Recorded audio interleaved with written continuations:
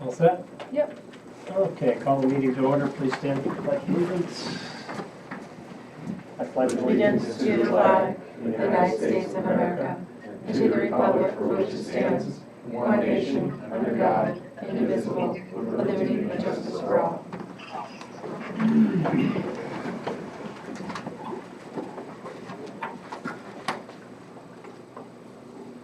Okay, consent agenda consists of 7A, meeting minutes from the March 3rd meeting, and 10E, special education. May I have a motion to accept these? Yes. Thank you, Martha. Second. Thank you, Joe. All in favor? Aye. 7-4-0 against. I took it you were a yes, Colleen? Yeah. Okay. We'll enter into the budget workshop.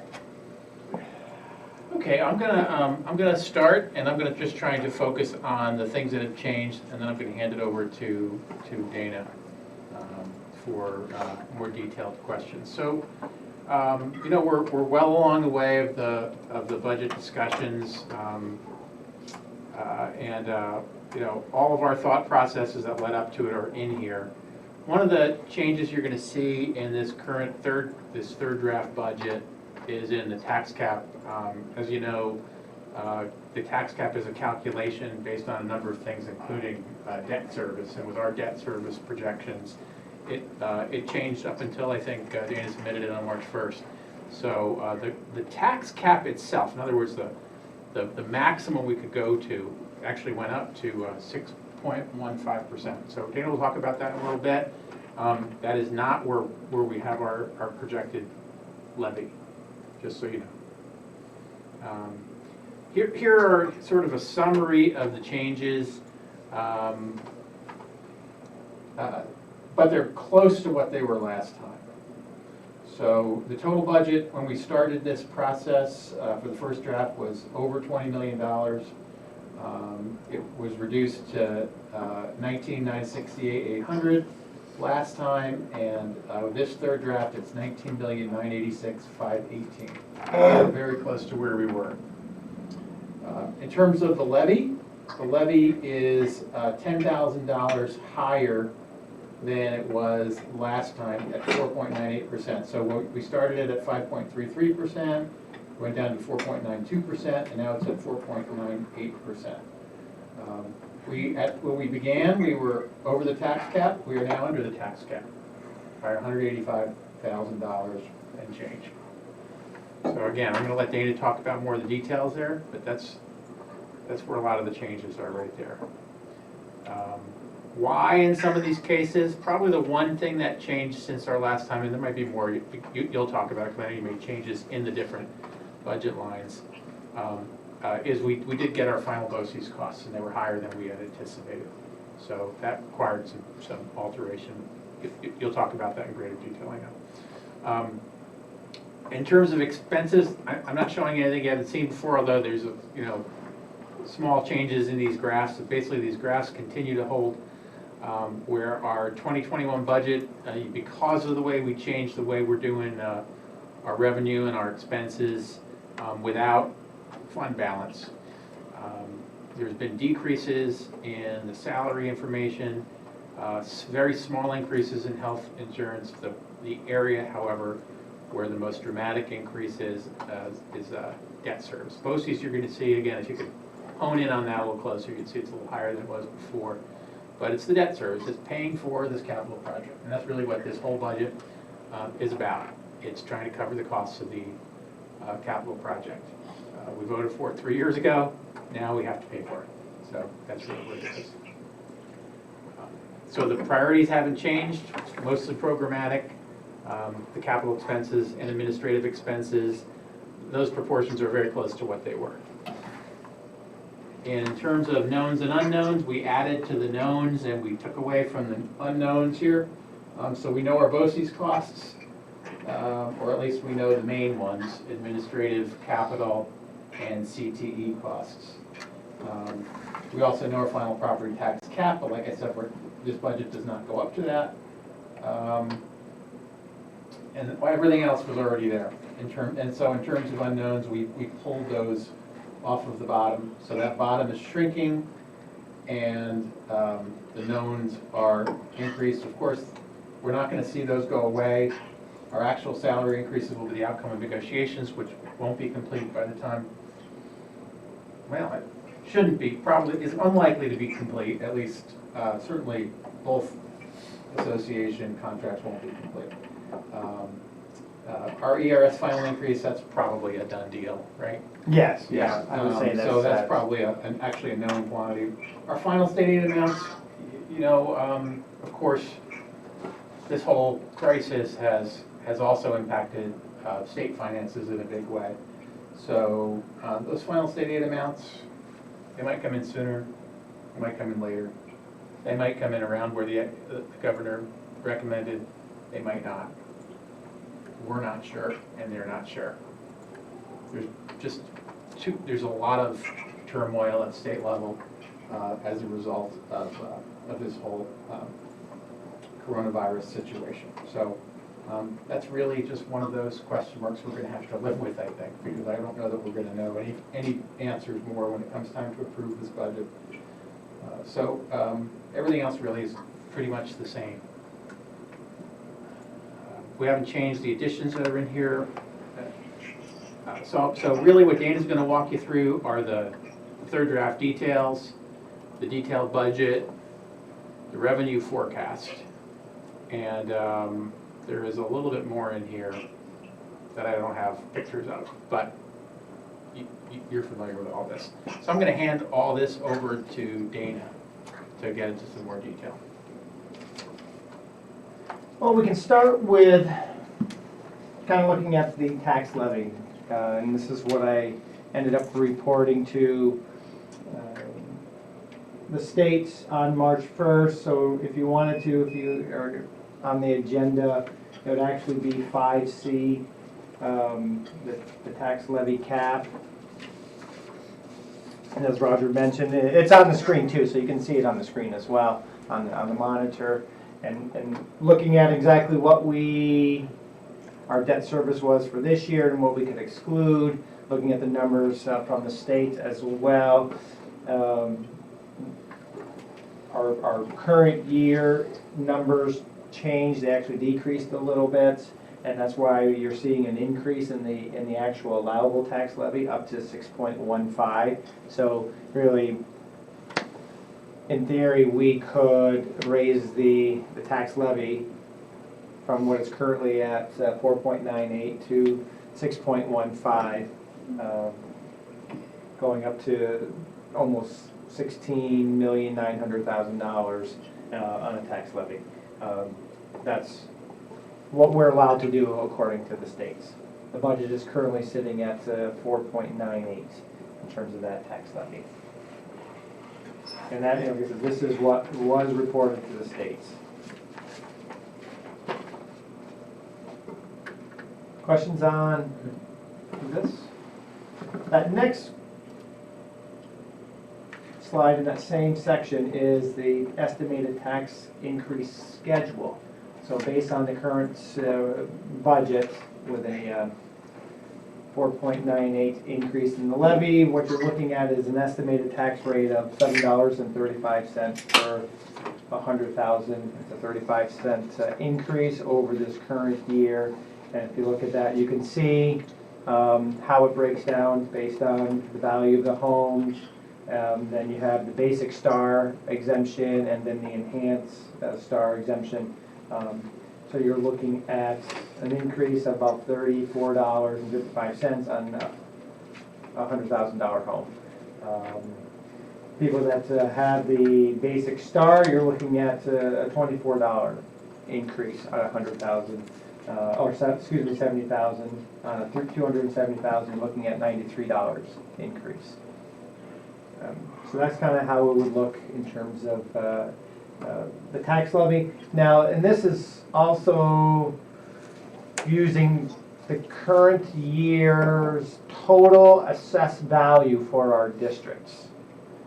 We don't get a first look at the new value until May 1st. And that comes from Essex County. So right now, it's based off of the number of the total amounts of all the properties in the districts for this current year. From this year to last year, it did go up a little bit. They kind of had a reassessment.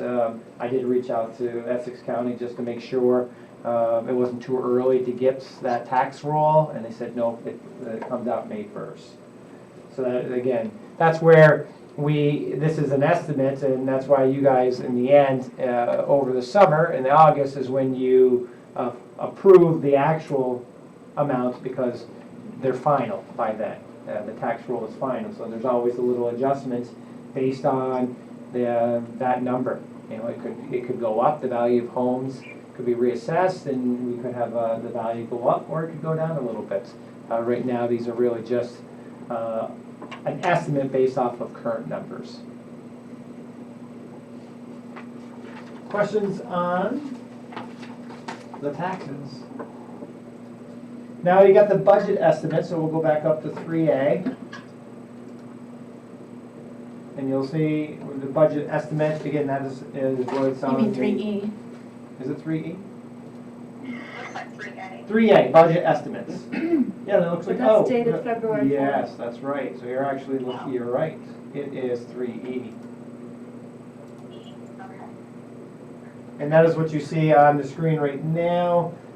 You're looking at it, $165,000 less in salaries. I think the last time it was $140,000.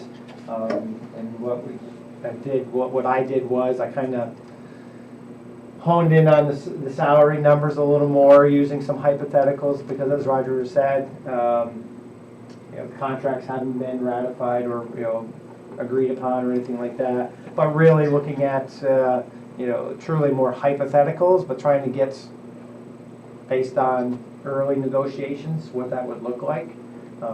I think this is a fairly good number. I know it's a good number in terms of anticipating the unknown, that we would be in a good position at the current number. So it's about $160,000 less. FICA is 10,000, employee retirement, that's 22,000, and that's the ERS component of that. That number hasn't changed, the 15.5, just kind of looking at salaries there. Again, adjusting, putting in some hypothetical numbers in terms of what the CSEA salaries could potentially be next year. So that could be some adjustments once those are ratified, if they're ratified before the budgets. Health insurance, about a $73,000 increase there. Dental is about $4,000. So even though health insurance was really like a 0.9% for active and a 5% for Medicare eligible, in the end it was basically a 1% increase.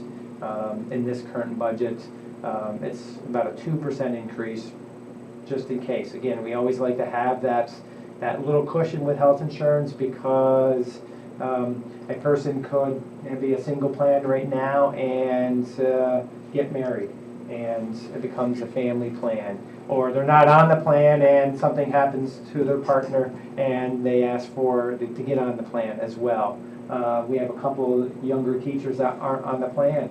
They could be turning 26 and get on the plan itself. So a little buffer there to anticipate that, as well as we do have some retirements this year, and we'll be bringing on some new employees anyway as well. Dana? Yes? Dana, isn't the health insurance, isn't that even lower than what you originally anticipated? I think I originally started with a 3% Okay. look, and then I moved it down to a 2% increase. The actual increase in terms of the dollar amount is about a 1%. That's amazing. Okay. yeah. Okay. Good, So thank you. in this budget is it's a 2% increase. Okay, thank you.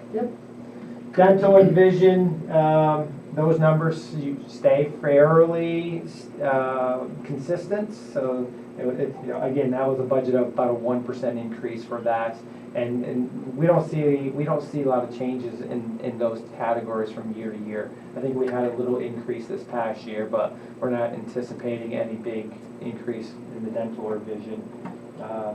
Workman's compensation, we do have a solid number on that, and that's actually a decrease.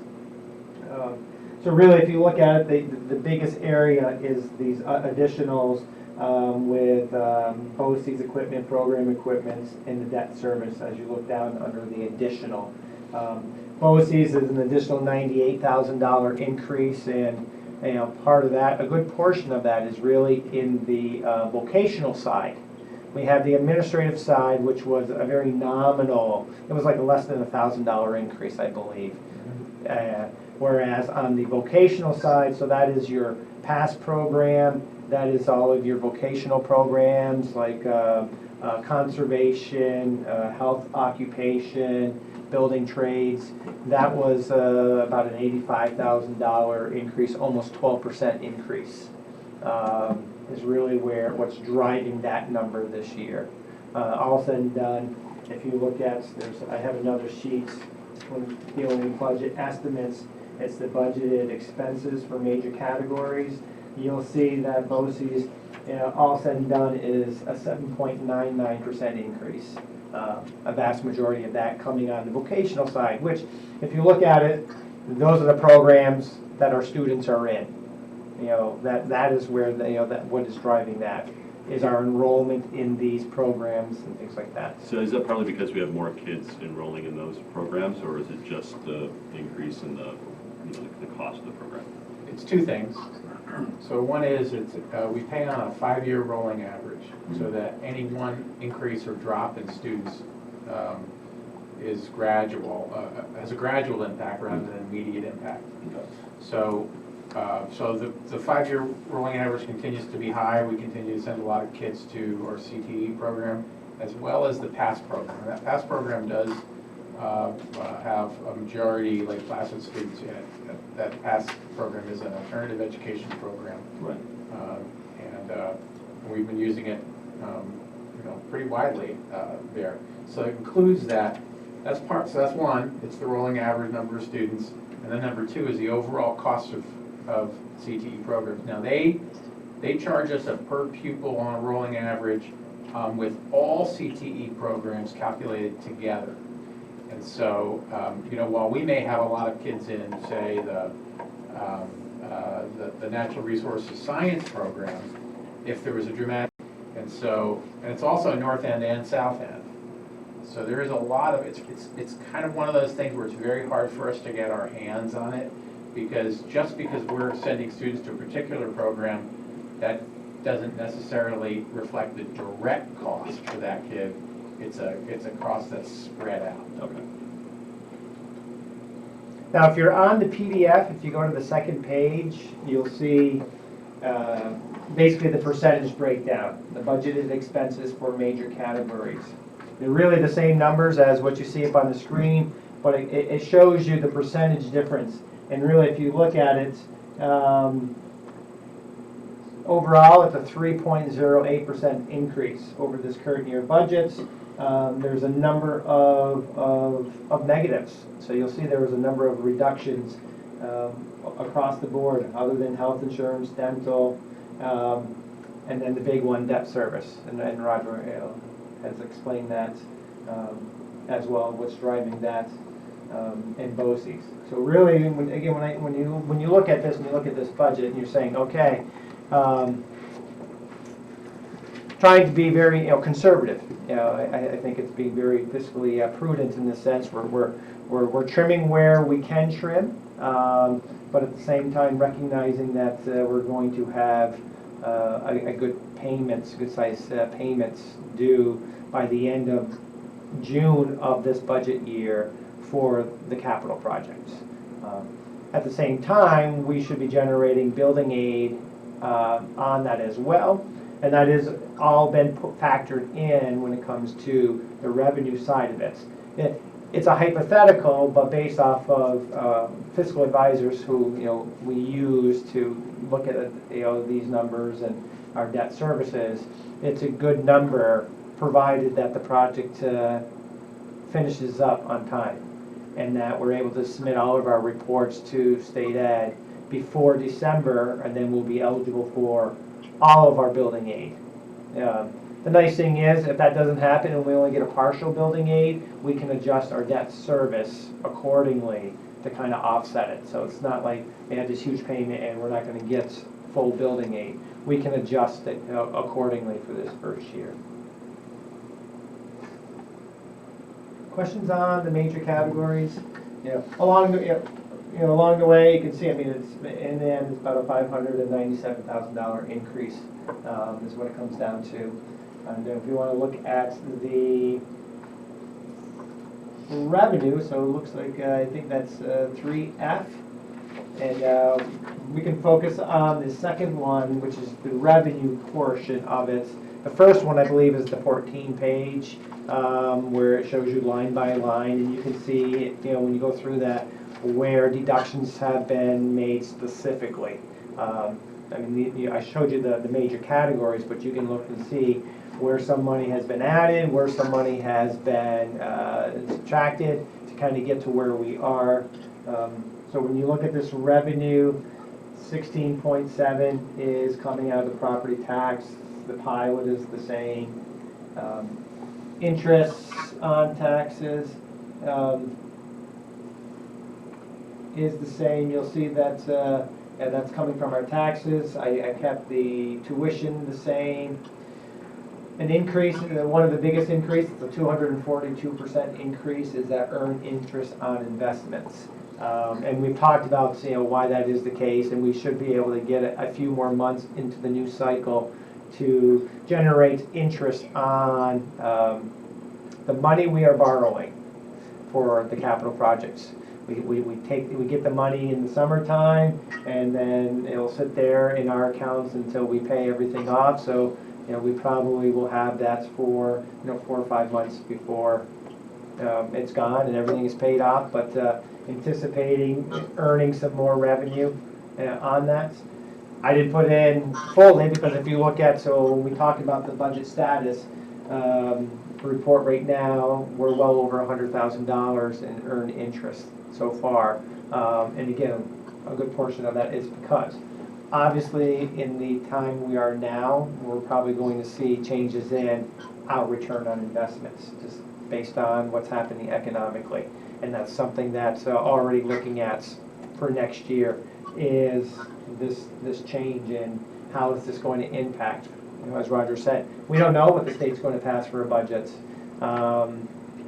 They know it and they're feeling it as well, and that's going to trickle down to us. So we might have to adjust accordingly, when that happens. But everything I've heard, I think the governor was hoping to get something passed this week. At least that's what they were saying over the weekend, that they wanted to kind of get something early and not wait until April 1st to get a budget passed. Our gross state aid, that's basically relatively unchanged. It's about a 2% increase over, that's off the governor's proposed budget. And the other state aid, that's an increase, and that's because I'm estimating an increase in building aid based on our project finishing and being able to get everything there. So all said and done, again, for revenue side, the $19,986,000, and like the last time, it is balanced at this point, is what it comes down to. It's a little over a 3% increase in revenue as well as expenses, a 4.9% increase in the tax levy. Obviously, as I said, that could go higher, but again, one of the things that Roger and I were talking about, again, over this last week is we got to be mindful of the community as well. We could do a 6% increase in this and that, but, and we're justified in that, and we've got great support in the community, but we don't know in a couple months what the economics is going to be, and to put that additional burden on people that are going to be struggling. So, I think I sat here last time saying, getting guidance in terms of where you want that number is always helpful. I purposely increased it a little bit 4.92 to 4.98, and that was after getting the BOCES numbers in. It really just generated $10,000 more from property tax, but doing some other trimming and stuff like that, was able to continue with the balanced budget at this point. Good job, thank you. Thank Yeah, you. thank you. Behemoth. It's a behemoth. Yes, I mean, in the end, it's a matter of, like, when you look at this, programs are staying. I mean, we're not changing, things aren't being cut or anything like that. Our programs are staying, which is nice. We're gonna have upgrades to our facilities, and that's really at the heart of it, is that upgrade to our facilities. So we're in a time of no idea what's gonna happen. What if we don't have a budget vote in May and it's pushed off till September? What can our budget, that we're running in now continue, or how does that work? We have fund balance to cover gaps, but you're really asking for a change, you're asking about a change in the timing of the election, not necessarily in the incurring of revenue. So, frankly, I don't know if you've given it any thought, but I don't know. Yeah, I it's think if the uncharted election were to waters, change- so it's. I think if the election were to change, hopefully it wouldn't change from May to September, hopefully it would change from May to June, Right. or May to July, and that would give us ample time to,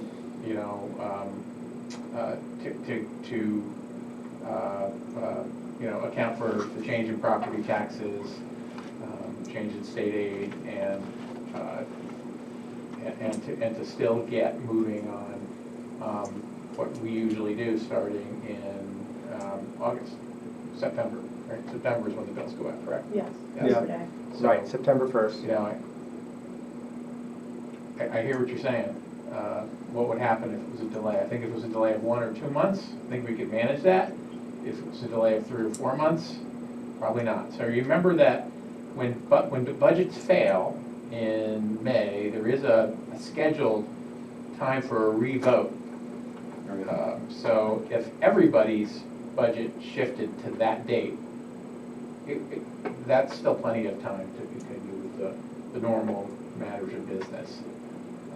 And that's also already on the calendar. I mean, that's on our budget calendar and everybody else's, because you never know if your budget's going to fail. Right. So let's hope, if there is a delay, that it's not too terribly long. We're learning new things every day. Yes. The revote's June 16th. June 16th. Thanks, Karen. So it's a month later. Yeah.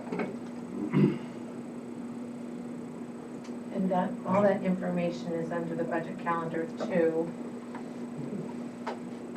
So the next time we talk budget, it's at least how we're scheduled. I guess we should start everything with that, right? We're scheduled at the next meeting in 2 weeks to provide you with the final draft and the potential for a vote to approve it.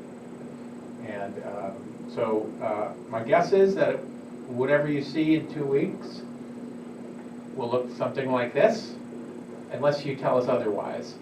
Some of the big issues I think that you maybe would want to tune into, one of them is that one of the big changes in this budget is that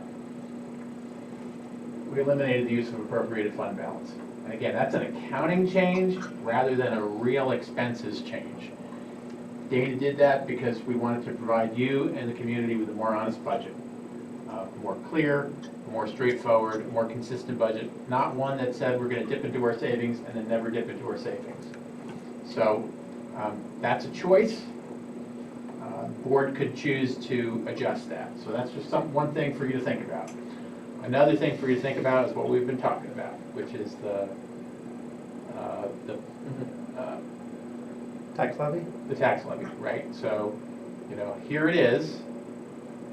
So we're leaving $185,000 on the table with this. The board could opt to utilize that. In other words, raise the tax levy higher, closer to the 6.15%, or keep it where we're proposing, or drop it down lower. And I only bring that to your attention because I think those are probably two of the more powerful options you have, and these are challenging times. So if you wanted to think about things, those might be things you would want to think about. You're always welcome to go in, go through the 14-page document and look and ask about some of those specific things. But frankly, there's not a lot of changes in there. No. If there's changes in numbers, it's really an accounting change more than it is anything else. This is the status quo budget for the most part, with some small opportunities pushed in there, but not much that cost a whole lot of money. So, any reductions in those lines would lead to real reductions in programs, probably, and any increases would probably be unusual at this point. So that's kind of where it is. There's more here, but it's all pretty much the same as in the past. Do you have any questions or comments or feedback or suggestions for us to discuss at the next meeting? No, I mean, the only thing I have is, it's just meeting on this. How much can we push it? Well, the good news is that, so if we don't approve the budget by the 31st, there is one more opportunity, and that's on April 20th, right? So we've been saying that all along. That's the deadline. Now, that's assuming that nothing changes. Dan just brought up some possibilities that we don't know about. So we're all guessing, right? The good news is that this budget's been pretty stable the whole time we've been talking about it. And,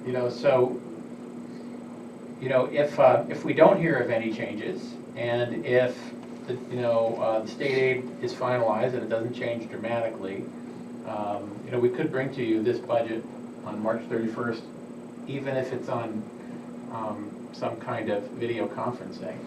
And then you would, hopefully at that point, feel pretty confident about what we're bringing to you. If things change and you're not confident and we don't have the right forum to be able to talk about it, or we don't have all the information because of some of the delays, then we still could put it off to April 20th. Now I'm here to tell you, I was on April 20th, I was going to be a little concerned because my flight was going to be coming in just a little bit before that. But I have a feeling that's not going to happen. Yeah, me too. Maybe that's changed too. Maybe the 20th doesn't look so unreasonable if we have to do that. But you might feel really comfortable and confident on the 31st, at which point, you may just want to go ahead and vote on it. Again, we bring this to you, but we know that, ultimately this is one of the most important jobs the board does, and we respect that. We want you to feel good about whatever choice you make. Yeah, so as long as the state aid number comes in before that, we could theoretically vote it on the 31st. You could. Yeah. Yeah, we should. Would rather do it sooner than later, if we can. We haven't had a lot of feedback from the community, but the opportunity is still there. Yeah. And we, again, encourage people to do so. It's unfortunate that tonight's meeting, because of the circumstances, couldn't be open to the public in person, but we are still streaming this live. And people can not only see it live, or they can see it recorded. So if you have people who are wondering, what's going on with the budget, you can direct them to our website or the link to the YouTube channel, and they can hear and see this as well. Anything else? All right. And when Roger sends me the PowerPoint, I'll post it on there. Right.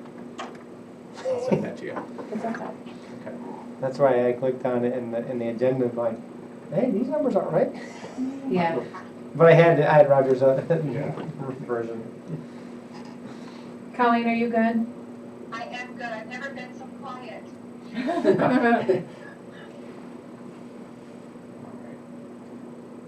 Any other questions on the budget?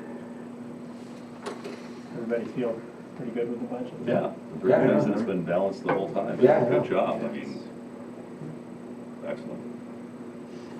Very good. Give you a minute to shift if you're all ready. Over to the board meeting.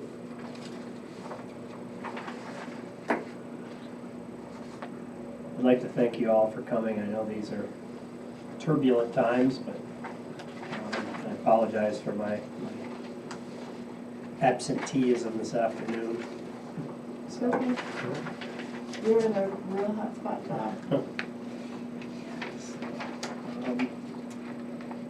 All right, Dana, would you like to proceed with the budget status report, or? I did not receive any emails from Good of the Cause, just so you know. I've Oh, been okay. monitoring it. Good. Thank you. All good? Budget Budget status report? status and treasurer's report. Sure. So if you look at the status reports through February of this year, as I've said, I think every month now, we're pretty much on par with where we are typically. We've collected about just under 90% our property tax, and we've gotten our star aid in there, and that's kind of why that number is at 100%. So basically, what it comes down to it is we get our star aid from the states, but also the county then also sends us the money that wasn't collected. In the end, when we give them all of our list of properties that have not paid their taxes, they re-levy it, the individual's taxes for the county. And then in the end, even if they don't collect it, they still pay us, and then they continue going after those properties, and so we always end up getting our money anyway, and they go after it and reap the additional interest benefits once it's paid for. As I mentioned, the big, again, the continuing number there is the use of money, and that's the earned interest. We're sitting at about 120%, 900%. Budgeted 15,000. It's $135,000 that we've brought in thus far this year. That's why I kind of looked at for next year's budget of about $55,000. Didn't want to go as high, knowing that we're not going to have a full year of generating it, as well as the economic uncertainty. So in the end, we've collected about $17,436,000 thus far, in our revenue, right on par with where we were last year. Same goes for the expenditures. We're off not a percentage points in our expenditures. When you look at it line by line, we're basically on par. Employment benefits slightly lower, a little higher with contractual BOCES at this point, and part of that is what kind of gets factored into that number right this year anyway, and it probably will next year, is the capital payments. Even though that money comes out of our reserve fund, it gets funneled through the general appropriation account, and it shows up as an expense in our budget, and we just move the money over afterwards. So that's why you're seeing a little uptick. If you look way back in September when we first made the payments, that BOCES payment number, it was huge in terms of how much we paid in terms of how much we budgeted, and that's really the big reason there as well. Other than that, I mean, again, our expenses are right on par. A little over $11 million we have spent thus far. Under a $19 million budget. Any questions on the status for the month?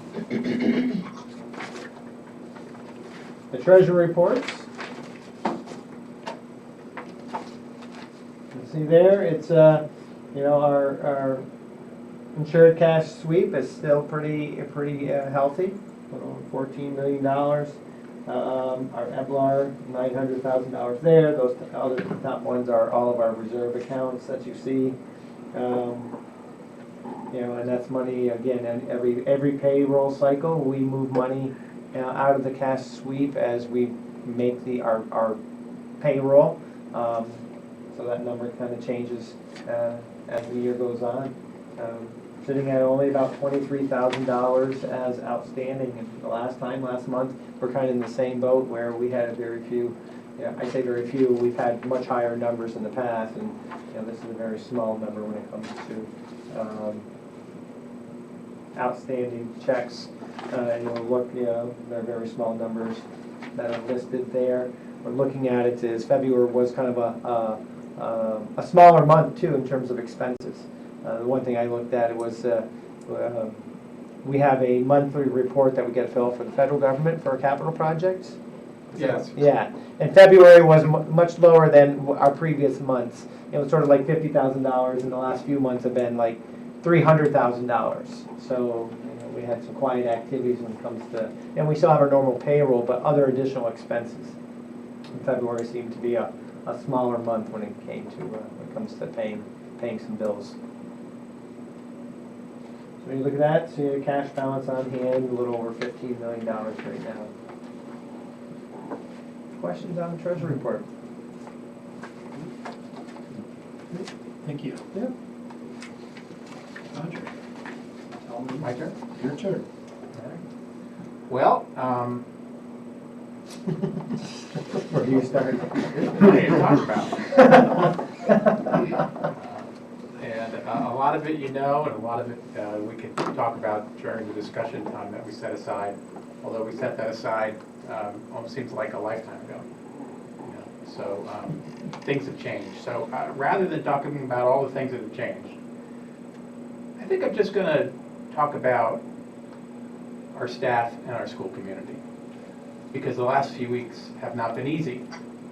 And we know that the road ahead is very difficult to predict at this point. You know that from the time this began with the first recommendation to wash your hands, which seems like a pretty minor thing to ask people to do, to today, when we began at-home instruction for all of our students through the later half of April. I'm here to tell you that those kinds of changes occurred without complaint, without grumbling,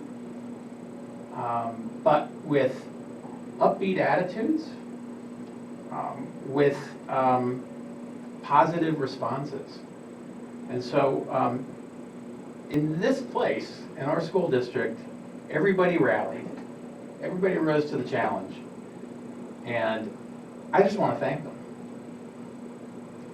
And there's a lot of people to thank, and I'm going to start with you, the school board, because in the last 2 weeks I've had to make a lot of tough decisions that you might have been hesitant about supporting me, and I just appreciate that I have your trust and your support at times like this. I'd like to think that I went ahead and made decisions in a responsible way, but it was very comforting to know that you were back there and that I could think about the way you would see all of this.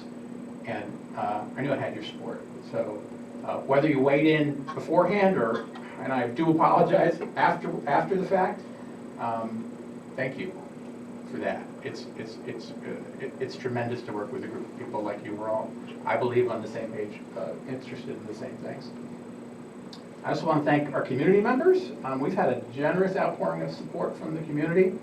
We have people carrying food into the main office every day to be distributed to our students and their families, and all kinds of offers for help. Many thanks to our community members. And then, looking at our staff. So huge thanks to our custodians and bus drivers for the extra time it has taken since the start of this to clean. The amount of cleaning they have been doing is unbelievable. For me to be able to say, don't worry, we're taking care of the school building, we're going to clean the surfaces, we're going to disinfect. It's easy for me to say, somebody's got to go do it. It's got to do it in a big old building like this. They've got to do it in the elementary school. And then there are the buses, right? All of those buses with kids riding all day long. And our staff has risen to that challenge. So thank you to the custodians and bus drivers who have led that effort. And to our nurses. So we have healthcare staff here too, and we have 2 nurses to handle all of this. And it wasn't just the coronavirus. You know, we've had a flu outbreak, or the real flu, not a big flu, the real thing, right? And so our nurses have been dealing with that, dealing with all the concern of the coronavirus. And, you know, they have been supporting all of us. They have been monitoring student health, and they've been providing education to people in the buildings and families at home throughout. So thank you to our nurses. Our secretaries, now, you all know this, secretaries really do all the work in the school buildings, right? They continue to do it for this. An immense amount of juggling throughout from our secretaries. They coordinate, they communicate, you know, they keep us connected, and they do it with smiles on their faces. They're welcoming to the community, and they will do anything that we ask them to do. So thank you so much to that group. Many thanks to the people who have taken care of our food preparation and distribution, led by this gentleman over here. So Dana Wood has led the food operation, and that means figuring out how to prepare lunches and distribute them when the students are not in the building, right? So Dana, working with Josh Favreau, Nikki Corson, and all the food service staff and the drivers, have made this happen. Today, you delivered how many meals? I think we had 187 go out. Well, 187 stops times 2, because there was a breakfast and lunch Breakfast for and a lunch. Yeah. And cafeteria staff put that together in less than in a day and a half. Yeah. So what a challenge, and rising to the challenge. Thank you, Dana. Thank you, everybody who was part of that. Big thank you to our CSE chair, Sarah Allen, and our whole special ed staff, the teachers and the teaching assistants, as well as the special providers. You know, it's one thing to deliver an AP history class, though that's challenging. Mr. Clark's done a wonderful job with that. But students with disabilities have IEPs that have to be followed. And that means they get extra support. That means they maybe get speech and occupational therapy and physical therapy and consultation, all these things that they really have to be done in person, or at least you think they do, right? And so Sarah has sort of mobilized that whole effort. She's done just an incredible job pulling this together, working with all the staff, and the staff is widespread, right? It's a very large staff. To try and, you know, make our special education program work in this almost unworkable situation for special ed. So our special ed program is working very well right now, and our teachers are connecting with kids in whatever way they can, and our teaching assistants are supporting kids in whatever way they can. Our speech teachers are teaching kids whatever way they can. Today was the first day. Well, there's many challenges to come, don't get me wrong. But what a job Sarah and the staff have done. So thank you, Sarah. Our principals have taken the lead in shifting from what we'll call traditional school to at-home school. Now, I know everybody's been saying that. They've been saying it nationwide. Colleges have been saying, oh, we're just going to go from in-person to, you know, at-home. And schools now saying the same thing. This is not easy. This is very difficult. Our principals, working with teachers, have just been leading the way. And I think a great job. And not just with their ideas, but also their support for resources, their support for teachers, as you know, teachers struggle with how they're going to accomplish this. Our principals have done a terrific job. We are, I think, offering kids a terrific program, given the circumstance, a terrific program right now. And our principals, each one of them is in charge of their level and doing it very, very well. And then, of course, our teachers and our teaching assistants. So, you know, we organize all this. We talk about it. I talk about it. we write about it, it's on the website, it's posted, we have links. You can see it, I think I put one link in there, you can see what the middle and high school is doing, it's all listed, and that's great. But the people who really have to make it happen daily, hourly, are our teachers and our teaching assistants. I've been walking through the building over the last 2 days, and I'm just blown away by the positive attitudes coming from people who never, ever thought they would have to teach their class, their 4th grade class, you know, their 7th grade class. New teachers, people who just started, who are still trying to figure out, you know, what happens, you know, what unit am I on, now being asked to do that online, or in some cases it's not online, not everything's online. So they have shined. This is their shining moment right now. And so we are, again, so proud of what they're doing and so fortunate to have them. And then just a few other thank yous, right? One is to our families. You know, last week I sent what were probably some upsetting or unsettling emails out to families saying, you know, get ready, there's some things happening, you know, people are paying attention, so they know there's things happening out there, but this is impacting the school. And over the weekend, we dropped a very big piece of information on them. Now, you've heard these things before. Sometimes parents like to tell you that they don't agree. I haven't heard one person tell me, or through others, that they don't understand, they don't think we're doing the right thing. We have the support of our families right now, and it is to their credit that they trust us on this. And it, you know, we're not going to be perfect, right? So they trust us with something that is going to be, you know, have its difficulties along the way. But we have parent support. Wow. And then, you know, a final word to our students. You know, yes, we're doing this for their sake. We always do. But, you know, it's at moments like this that we realize how much we appreciate our students and value the time with them. So, not having them here, that's the worst part of all this. We're going to miss them. So, to our students, our families, our faculty, and our staff, you know, thank you. This is the best group of people I could ever work with. I guess this is a difficult situation, but I want you to know that I couldn't be prouder to be a superintendent of the school district right now. And that's everything. Thank you.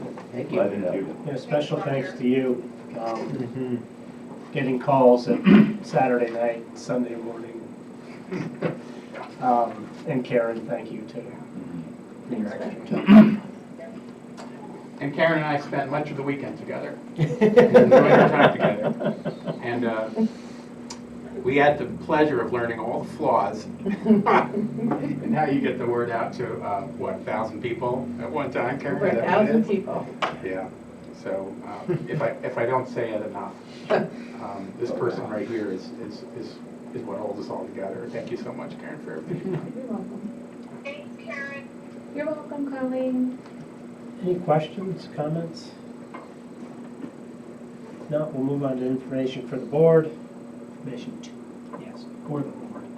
There are several items there, the extracurricular report. Academic excellence, which is June 2nd, you have that beside you as well. We'll mail yours, Colleen, okay? Yeah. Response is due May 1st, so if you can get that back to Karen. The conferences and workshops, goal development workshop. I know, Martha, you had expressed interest in one of those, so we'll put that on one of the agendas. If they're still holding those workshops. I didn't see where they canceled that one. It's in May. Yeah, okay. So, let's see, the expense report, or reimbursement, that's 6830. And then in the executive content, there's a letter from our council that you may want to look at. Any comments or feedback on those items? If not, linking goals with agenda items. I have one on students first and foremost, or essentially everything that Roger gave the superintendent's report on. Just the immense amount of effort that's gone into coordinating this whole effort. Obviously, we care a great deal about our students. Thank you, Colleen. Anyone else? I think Colleen said it all. If you have any others, please let Karen know. I'll send you my list. I always count on it. Discussion on coronavirus. Wow. Your ability to like just take one model of schooling and just out the window and do another one within days. Yeah, I want you to know that, first of all, not every school has been able to do this so quickly. Yeah. And one of the reasons why was, first of all, our staff have been developing strategies for, using technology in the classroom for many, many years. And we've never said, you're all going to do this. Not like we just did. Right? But over the years, people, ideas, groups of people kind of generating throughout the school district have really, become very strong in these areas. So it was even a few weeks earlier when I think one of our teachers, sort of pulled together an ad hoc group to say, hey, if we had to shut down, how could we teach kids online like that? So we actually already had a small group of people working on this way before I was anything. And then it was a week and a half ago when we saw how serious this was and how it could impact us, that we put out the call to our teachers and our principal. It was really a conversation, I'll call it a conversation, that each of our principals had with the staff at each building. And it began Monday, the 8th or the 9th, and said, we think that this could happen. We need to start working on this right now. We had the week to work on it. So we didn't start over this weekend. It was the weekend before and that whole week. And then on that Friday, we knew it was going to happen. It didn't happen to happen on that Friday because we kind of thought that the governor was going to close all schools to the state, which he didn't do. But it turns out we were right. It's on Friday morning we said, this is real. Before the end of the day, make sure your students are aware of how you're going to communicate with them. Pull together everything you've got and get ready. And so that's how it happened. We gave them one day on Monday to turn all of that into something very real. And today was the first day. So it did take it. We did have a little bit more time than just a day. But yes, it still feels like in an instant overnight.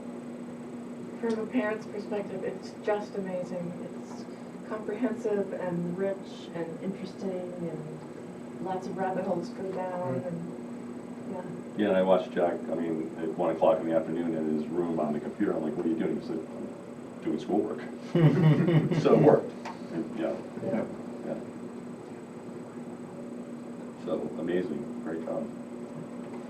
And I don't, Dan, was you saying that Saranac Lake District has just completely shut down? Their staff today. They told them not to come in tomorrow. Yeah. I mean, at some point, the cure here is going to be worse than the disease. I think that unless we have staff, ultimately, I guess it's your call, but we got to stay open as much as we can. We got to stay open, and we got to, the food's got to continue to go out, the lessons still got to be, and ultimately it's going to be your decision to make that, whether we do the ultimate shutdown. I just think that what's going to happen if this goes on for months? So the good news is that we have a lot of people right now who are carrying that, teachers who are carrying that out from home. So we have 3 different situations out there right now. We have people who are coming to school building working in their classrooms, sometimes with each other. The 6th grade team went in there today, 4 teachers, three regular classroom teachers and a special ed teacher, sitting more than 6 feet apart, talking about different ways they're making this happen. So that's been very helpful for people to have that support of their colleagues. But we've had, I don't know what the number is, 30-something, just today, like 30 or 40-something people either working part of the day or all day from home. So whatever happens next, a lot of this is going to continue to go on with people working from home. And I don't, so if we were to do what you were referring to before, tomorrow, or the next day, or the next day, we would not stop kids learning at home. And I think, in the end, I don't envision meals not going out. Yeah, that's the other I one, would meals. consider It's- them yeah, to it's be instruction and essential meals. employees that would come in just on those days long enough to put together the meals, and the drivers come in long enough to deliver them. Even if that is a matter of you leaving them at the door. If you knock, you leave them at the door, so you're not having any direct contact. Same thing, staff comes in for 2 hours, 2.5 hours to get the food ready and out the door, and then they go home. How's your staffing adequate for preparation and delivery? Oh, absolutely, yes, I mean, Because I've had several people say if you need volunteers, let us know. we've heard, the principal said they have a list, of people waiting, willing to help. In terms of the cafeteria staff, I mean, both buildings, did it, had 3 up here, plus the dishwashers, 3 down there. We had 3 bus runs go out for the food, 2 drivers in each. One was delivering, one was driving that way. Maintain it, we can easily add more people on the buses to kind of speed that up, or if we needed to speed it up, we give another run, and we do it that way as well. Want to talk about Friday, what's happening Friday? I don't think I mentioned that. Oh, well, on Friday, you guys, as you know, there's the backpack program, and there's about 40 kids district-wide that get something every Friday to go home for the weekend.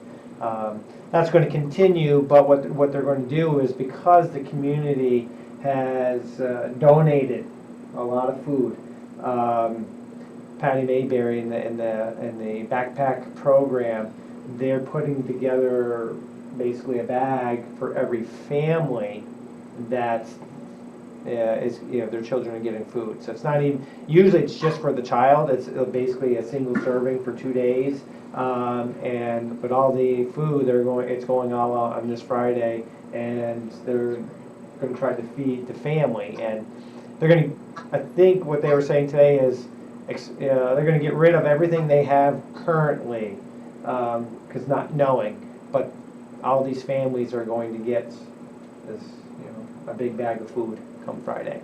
And if the food pantry is still open and we get food next week, we'll do it again on Friday, next Friday as well, and keep doing it in addition to going through the cafeteria. So all these families are getting additional food as well. That's great. Yeah, because they've stopped the local buses. Yes. So now, I don't even know how these families are gonna get to the grocery store. And so, I mean, and it's not, this isn't a burden that should have been ours originally, to be responsible for feeding all these kids and now these families, but it is now ours now, so. Well, and the one thing the state has done is they have given us a waiver. I had to submit a 1-page form, a waiver for through the child nutrition program, so these meals are reimbursable. And the state made it really simple to apply for this waiver, so that we just keep track of the number of meals, breakfast and lunch, and we can get reimbursed as if they were coming here to eat. Makes me proud. That's good. Excellent. Thank you. Any other questions on the virus? I'm sure we all have questions. Yeah, it's like out of our control, so. Well, I think, you know, your point is well taken. It's the secondary and tertiary effects of this is like the first domino in the whole thing. So a lot of these other things are gonna happen as a result. And you just have to deal with it on a day-by-day basis.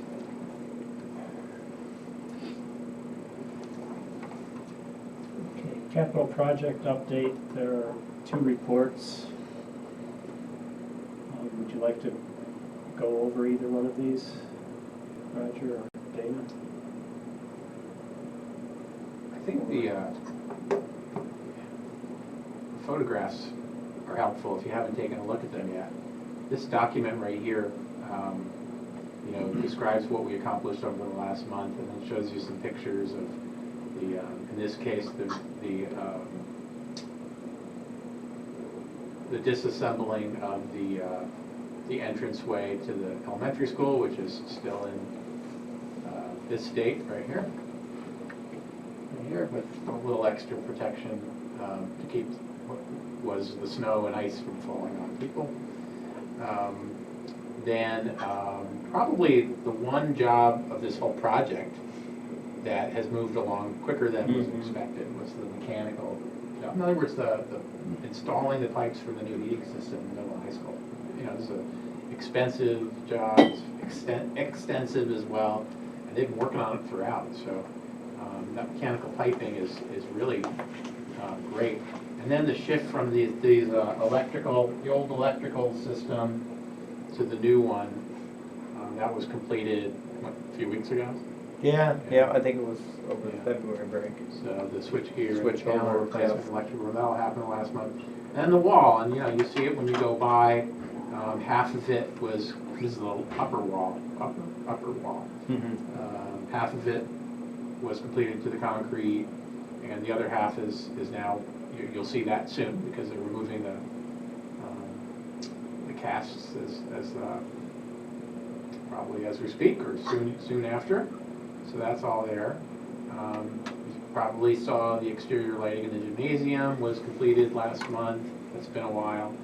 If you go up to the balcony of the auditorium, before we shut it off to be worked on, there's the new glass and hardware has been installed on the handrails. You can barely tell. Matter of fact, we were up there I know.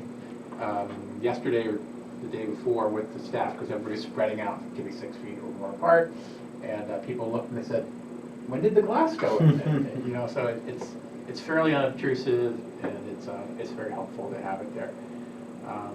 The entrance carpets at the pedestrian, the ramp, that was installed a while ago, and that's helpful to keep it clean, or at least to move the soil that comes off of people's feet underneath, and then that can be cleaned more easily. It's a nice little setup. We haven't really practiced it yet, I don't think, but we'll get there.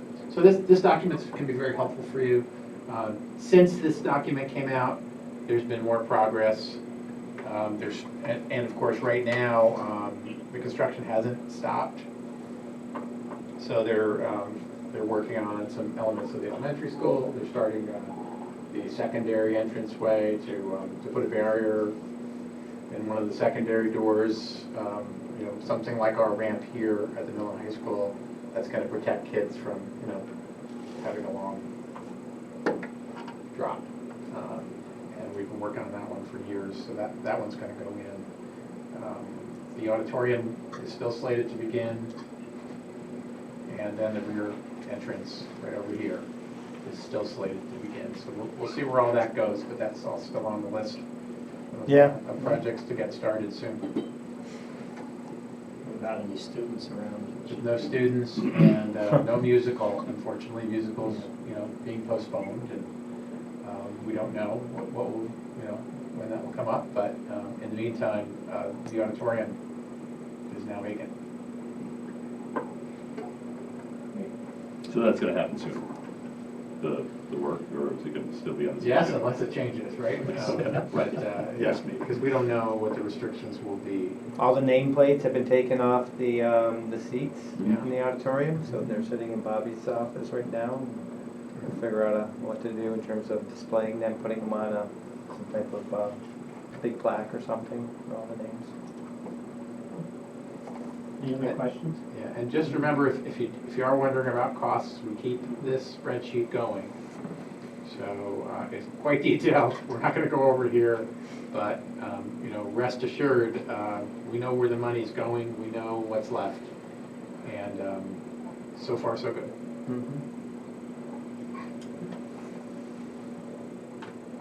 Any other questions or comments? There's one change order that's for your information, since it's, the cost of it is below the board vote amount. Any questions on that change order? It's an old one, correct? It is. When you see asbestos, you don't expect $1,300 to be associated with it. No. Yeah. Couple more zeros. Yeah. Just the cost of printing the list, I think.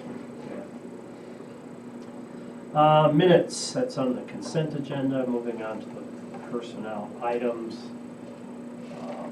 First order of business is the long-term teaching staff appointment.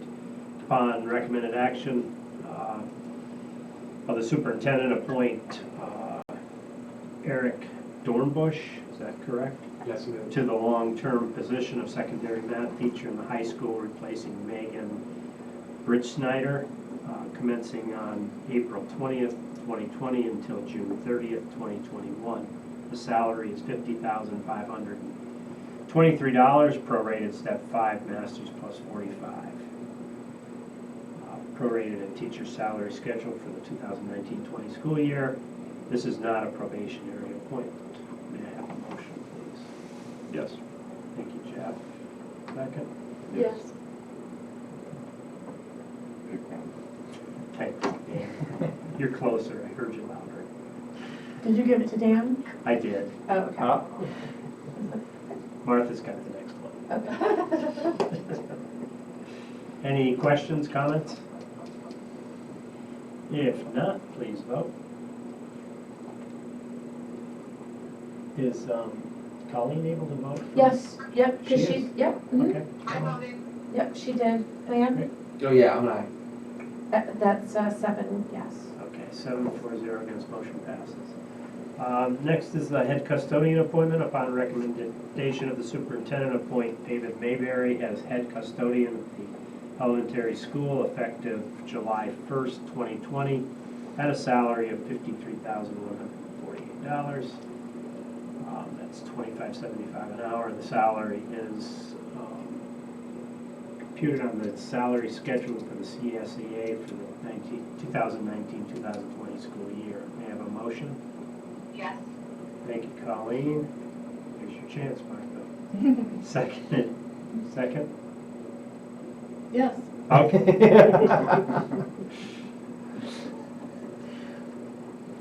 Discussion?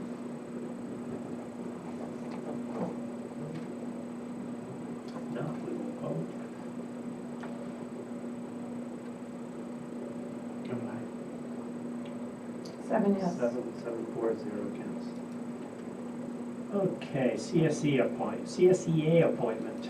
Upon recommendation of the superintendent, approve the appointment of Leanne Matos, is it? As 10-month bus driver for a 1-year probation appointment beginning April 20th, 2020, ending on April 19th, 2021. Salary will be step 1 of the CSEA schedule for the 2019-20 school year. That's $17.63 an hour. Benefits will be prorated for the remainder of the 2019-2020 school year. May I have a motion, please? Yeah, I'll make that motion. Thank you, Lee. I'll second. Thank you, Joe.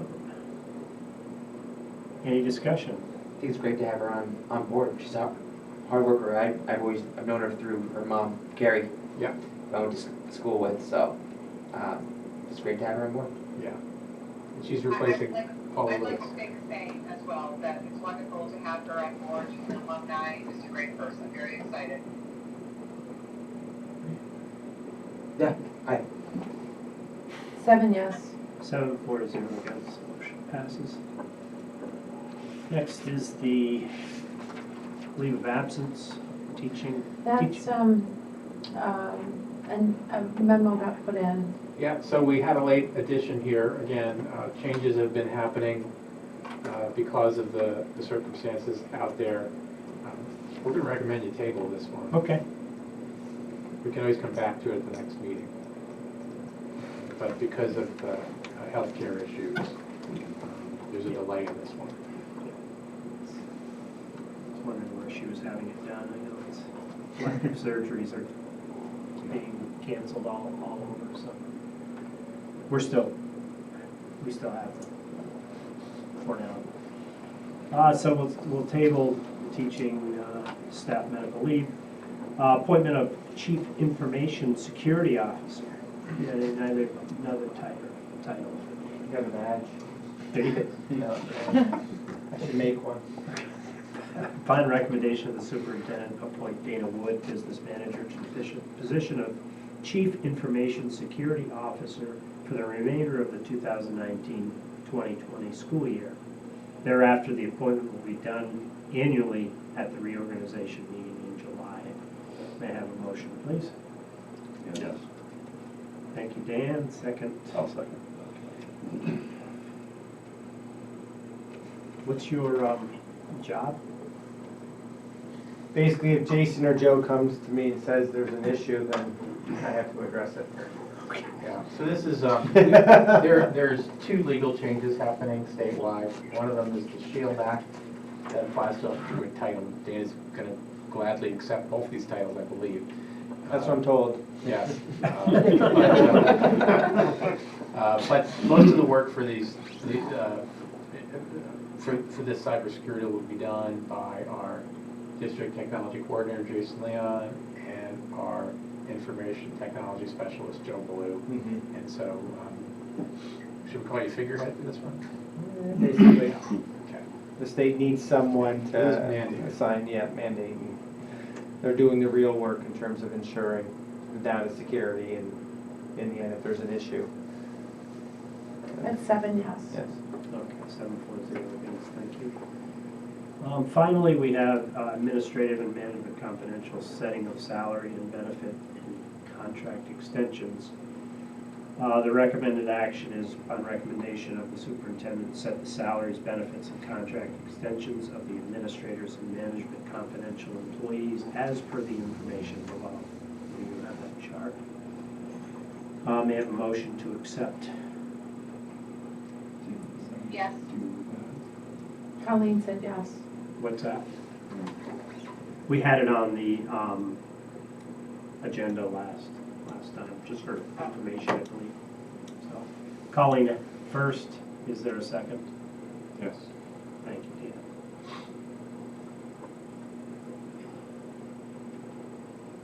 Dan. Any discussion?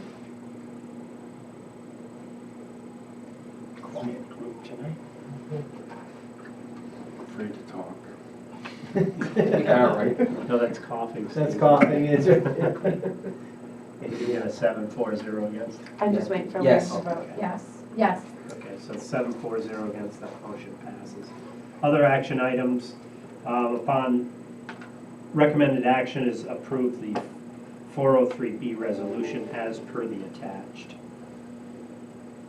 May I have a motion to accept the 403 resolution, please? So moved. Thank you, Mark. Thank you, Joan. Any comments, clarifications, suggestions, comments? I'm working on it. I was trying to work with you. Yeah. Ready. Thank you.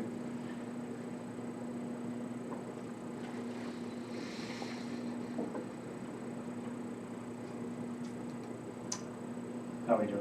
I'm just waiting for Joan.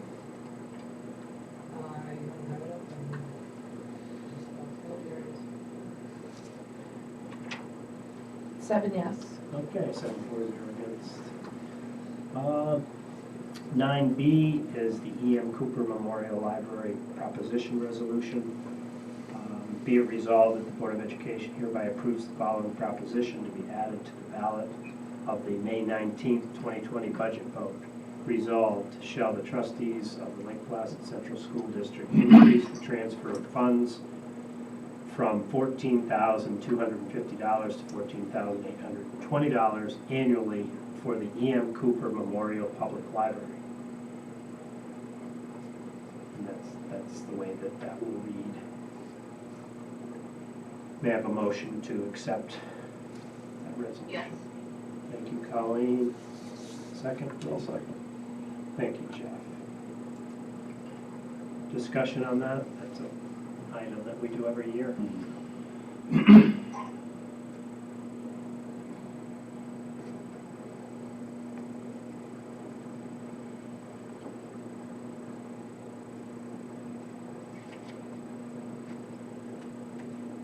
Jeff? Yeah, just knock myself out of the Okay, meeting. 7. 740 again. 9C is a resolution regarding memorandum of understanding between the 80K action and the Lake Placid Central School District. Recommended action is whereas 80K action and Lake Placid Central School District wish to enter into a memorandum of agreement regarding the drum composter and the disposal of food waste. Whereas the Lake Placid Central School District would like to include a set amount to be paid each month for the disposal of food waste. Whereas Lake Placid Central School District will revisit this agreement each year before April 1st. Whereas both parties realize that during the months of July and August, there is not enough food waste to participate in the program. Now, therefore, be it resolved, Lake Placid Central School is hereby authorized to enter into a memorandum of agreement with 80K Action for the purposes of entering into a subscription for food waste processing. And be it further resolved, Lake Placid Central School for the remainder of the 2019-2020 school year and the 2020-2021 school year will pay the cost of up to $60 per month minus July and August for the disposal of food waste to 80K Action. And be it further resolved, both parties will renew this agreement before April 1st of each year. May I have a motion to approve this memorandum of understanding? Yes, I'll make that motion. Thank you, Liam. Have a second, please? Yes. Thank you, Jeff. Discussion? Added those two provisions, right? Yes. Minus that, up to that, and then renews on the first of the, gotta renew it. Perfect.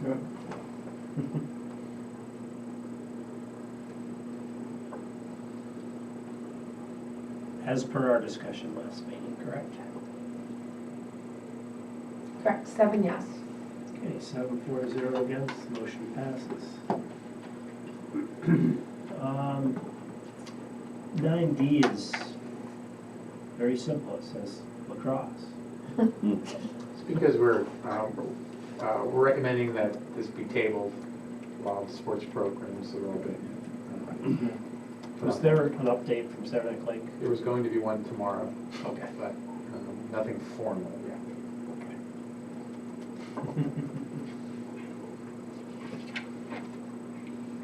Special education, that's under consent for the good of the cause. Would anybody like to speak? You're fairly quiet, so I'll take that as a no. Enter into the adjournment phase.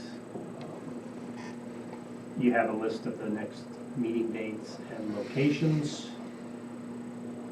Please pay special attention to the May 5th, which is in Wilmington. Annual budget pilgrimage to Wilmington. Old agenda items, sports mergers, dashboard discussion, active consent. New agenda items, I failed to mention it, but you had put the super eval link Oh, yes. under information for the board. As we begin the Rogers evaluation, seems like we just finished, but Yeah. entering into that, please go into super eval. You'll have to re-up your code, I believe. I did. I had to get a special password and so on and so forth. So just go in there and make sure you're ready to go, and then we'll get that process started. And then I will add Martha's request to that as well. for attendance to the NISBA tours. If you could prepare a presentation on why you'd like them, just kidding. Glad to. PowerPoint afterwards. Not to see that now. Jeff sets the standard for PowerPoint.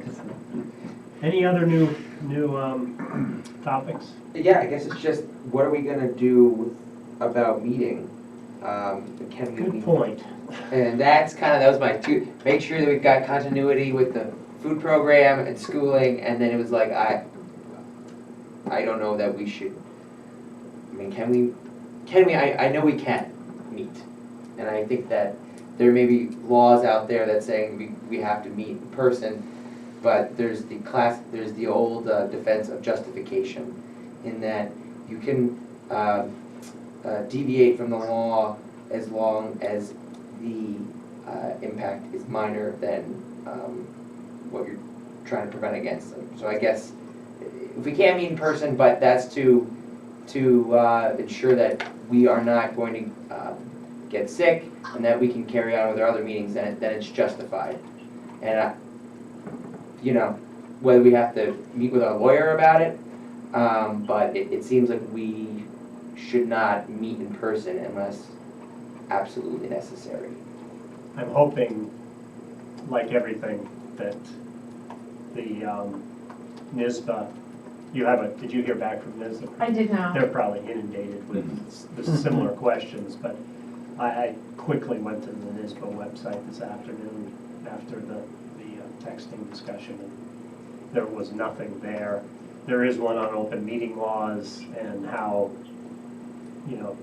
as you were pointing out, there's some sort of logic to law, believe it or not, that you can limit the number of people in an open meeting if it's a safety issue.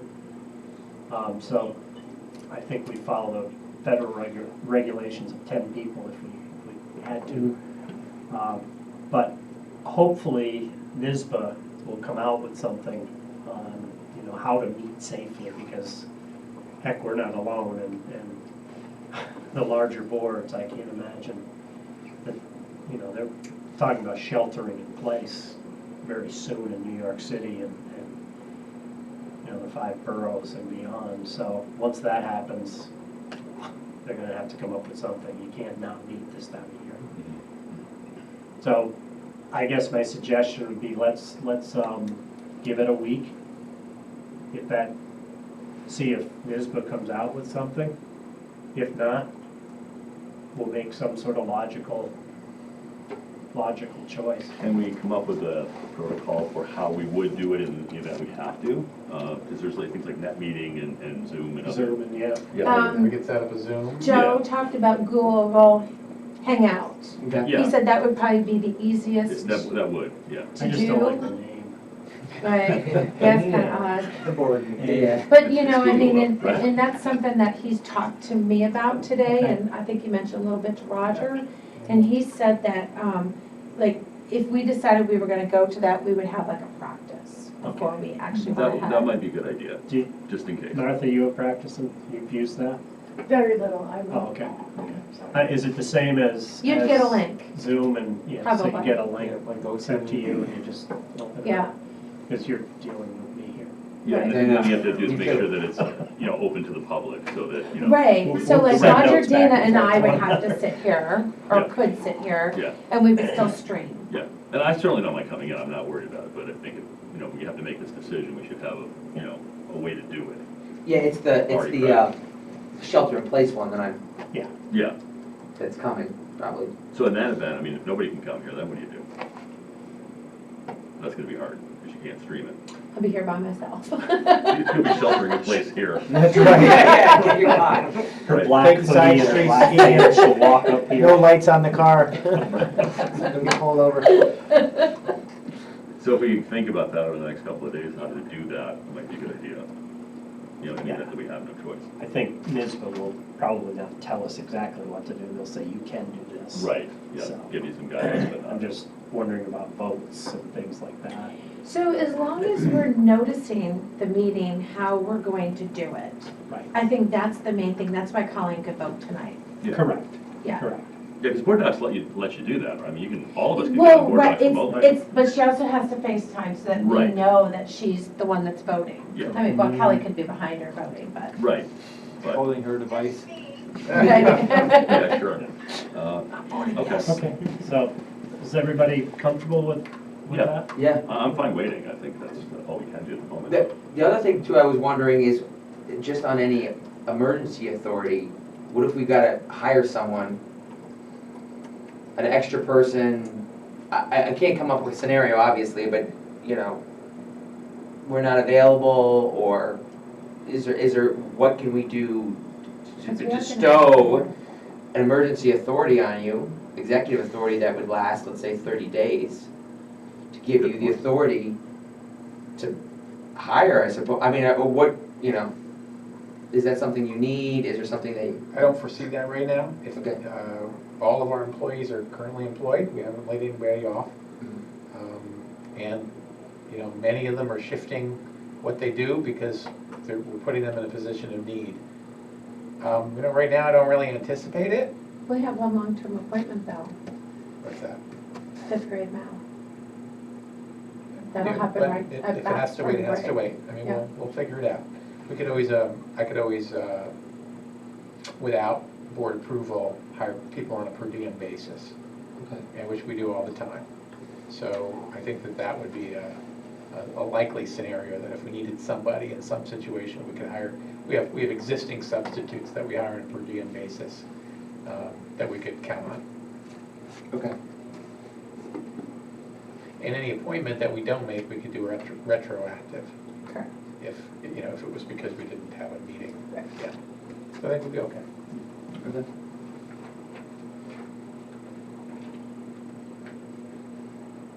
Any other discussion? If not, are we proposed for an executive session? We talked about it briefly, but I don't, I don't see a need for it. It was for our negotiations. Yeah, right, so, I mean, if we want to do a short one. Would you like to do, I mean, just like a quick just get an update on what went on update of, last week. We can give you a couple of numbers, and that would be it. Yeah, be probably less than 2 minutes. it won't be very long. Sure. Yeah. Yeah. discussing. We're already Yeah, yeah, let's just do get it. it done, you know, get All it. right. So I'll introduce the recommended action, a motion to enter into executive session for the purposes of discussing Negotiation. negotiations. So be it. Thank you. Was that a motion, John? Thanks, so be it, So be it too. if I have to. 7-4-0 against, I can, I didn't even do it, I'm just gonna Yeah. sit, but, oh, yeah. Yes. Although Colleen, I don't know if you can well, I we guess can, you can, we can invite her. yeah. Are you alone, Colleen? Yes, You hesitated there. I'm looking around the room, there's no one here. They don't dare come in, I don't know if they want to do this anyway.